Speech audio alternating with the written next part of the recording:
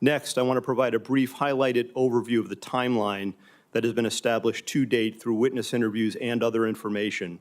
Again, this is our understanding at present and is subject to change and further refinement as more facts are collected. On July 3rd, the rally in Butler, Pennsylvania was announced. On July 6th, the shooter registered to attend the rally and performed a search for, quote, how far was Oswald from Kennedy? On July 7th, the shooter traveled from his home to the Butler Farm Show grounds and remained there for approximately 20 minutes. We assess this shows advanced planning and reconnaissance on his part. On July 12th, the shooter traveled from his home to the Clairton Sportsman Club, where he practiced shooting. On the morning of July 13th, at approximately 10 a.m., the shooter returned to the Farm Show grounds and remained there for about 70 minutes before returning home again. At approximately 1:30 p.m., while at the residence, the shooter's father gave him a rifle for the purpose, he believed, of going back to the Sportsman Club. About 25 minutes later, the shooter purchased ammunition while en route to the Butler Farm Show grounds. The subject then arrived at the scene and was moving around the Farm Show grounds close to the American Glass Research AGR building, from which he ultimately committed the attack. Shortly thereafter, at approximately 3:51 p.m., the shooter flew a drone approximately 200 yards from the Farm Show grounds for about 11 minutes. The drone and controller were later found in the subject's car. Analysis has not revealed any photos or video taken by the drone, but we can confirm that he was live streaming at the time and would have been able to view it on his controller. The first reported sighting of the shooter by local law enforcement was at approximately 4:26 p.m. At approximately 5:10 p.m., the shooter was again identified by local law enforcement as a suspicious person around the AGR building. And at approximately 5:14 p.m., a local SWAT operator took a photo of the shooter.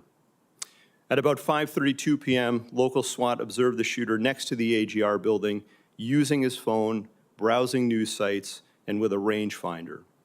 At approximately 5:38 p.m., the photo of the shooter taken earlier was sent to local SWAT operators in a text message group.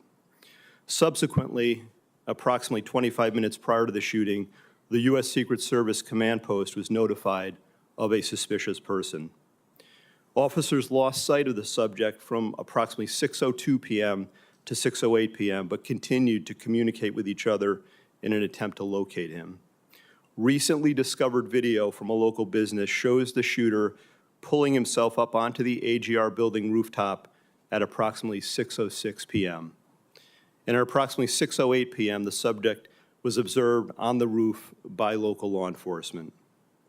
At approximately 6:11 p.m., a local police officer was lifted to the roof by another officer, saw the shooter, and radioed that he was armed with, quote, a long gun. Within approximately the next 30 seconds, the shots were fired. The evidence recovery team found 8 shell casings at the scene next to the shooter's body. We believe the subject, the shooter, fired 8 rounds. While the investigation has not determined motive, the investigative team continues to review information from legal returns, including online and social media accounts. Something just very recently uncovered that I want to share is a social media account which is believed to be associated with the shooter in about the 2019-2020 timeframe. There were over 700 comments posted from this account. Some of these comments, if ultimately attributable to the shooter, appear to reflect anti-Semitic and anti-immigration themes, to espouse political violence, and are described as extreme in nature.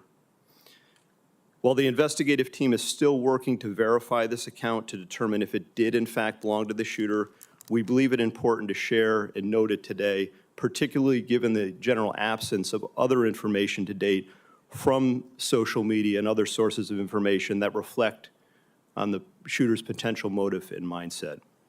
These are the facts, in part, that the investigation has revealed to date. While the shooter is dead, our work is very much ongoing and urgent.